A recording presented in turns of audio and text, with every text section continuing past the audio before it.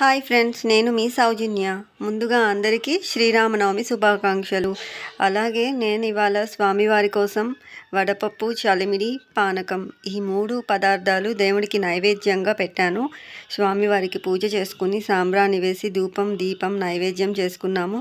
చూస్తున్నారు కదా, మా పిల్లలు కూడా చక్కగా స్నానం చేసి దేవుడికి దండం పెట్టుకోవడానికి ఇద్దరు వెయిట్ చేస్తూ ఉన్నారు. పూజ అయ్యేసరికి వాళ్ళు కూడా వచ్చి చక్కగా దేవుడికి దండం పెట్టుకున్నారు. అలాగే ఒక్కటైతే గుర్తుపెట్టుకొని మరీ చేయాలనుకున్నాను. మనకి అయోధ్య నుంచి స్వామివారి అక్షింతలు, అవి బాలరాముని అక్షింతలు అందరికీ వచ్చినాయి కదా.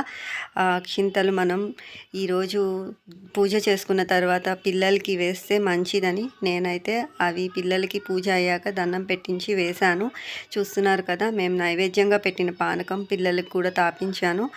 వాళ్ళైతే చాలా ఇష్టంగా తాగారు, బాగుందని చెప్పారు. వాళ్ళు చాలా ఎంజాయ్ చేసి ఇంకా కావాలని కూడా అడిగారు.